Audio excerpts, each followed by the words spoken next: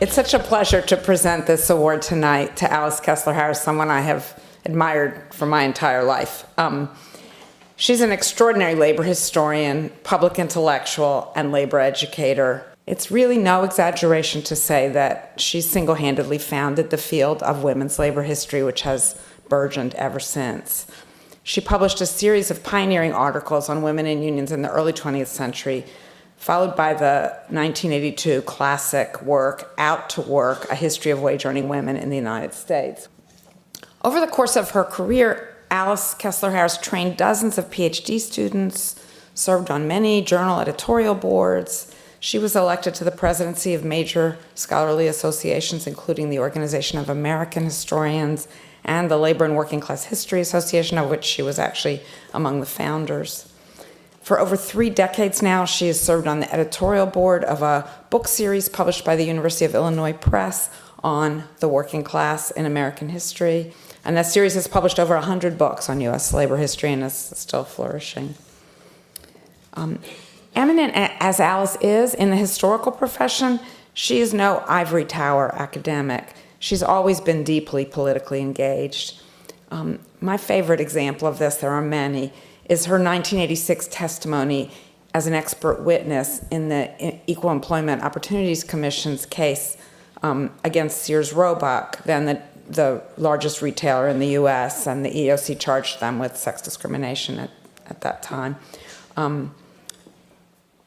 For nearly a decade, with her partner, Bert Silverman, Alice created, co-directed, and taught in a highly innovative worker education program that some of you in the room may remember. It offered members of District 65, the Distributive Workers of America, the opportunity to get college degrees through Hofstra University, where Alice was then on the faculty, as was Bert.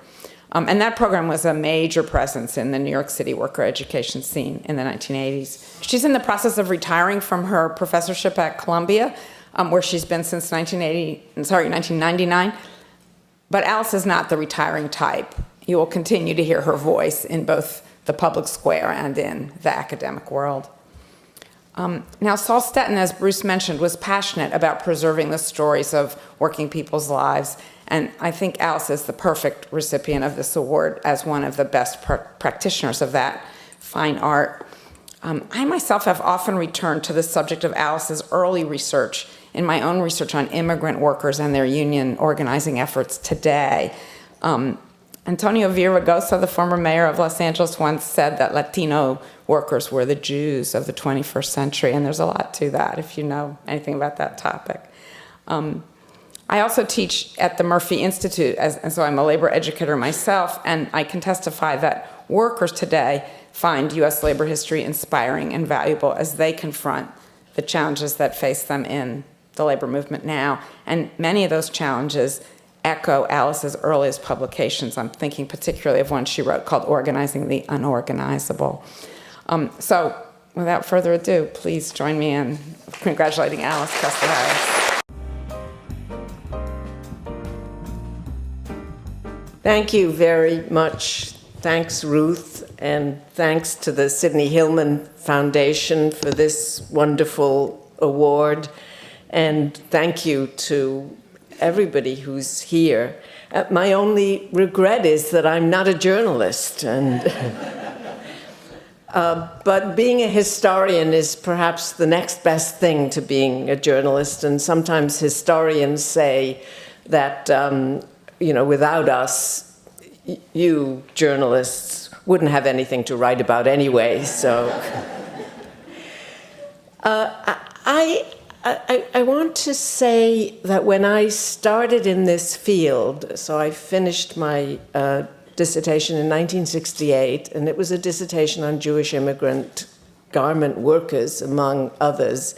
And when I started to write about Jewish immigrant workers, among those I dealt with was Bessie Abramovitz Hillman. And I would be remiss if in this audience I didn't say that Bessie Hillman should be up there, right along with Sidney Hillman. And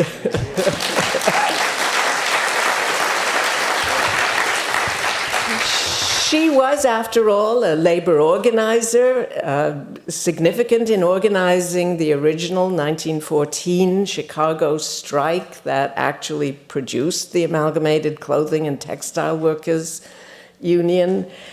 She was committed to the labor union movement all of her life, including organizing people who were then thought to be unorganizable. I'm thinking now of laundry workers in the 1930s. And though I don't want to spend my entire 3 minutes talking about Bessie Hillman, I do want to say that she is one of the people who moved me to say just the one thing I want to say this evening, which is the following.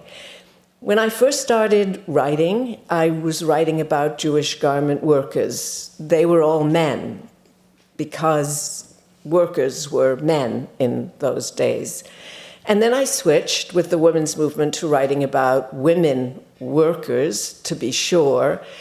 But after I switched, I stopped being identified by others as a labor historian, and I became identified as a women's historian.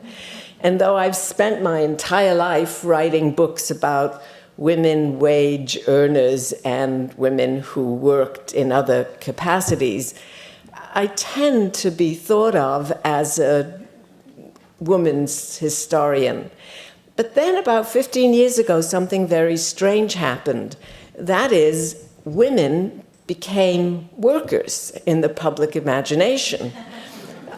They are, as I don't have to say to this crowd, 2/3 of the new union members are female. They are, most of them now, participants in the wage labor force for most of their lives. They have the same kinds of jobs that men have. And the issues that they raise are the issues that are at the forefront of everybody's minds. They used to be women's history, and now they're labor history.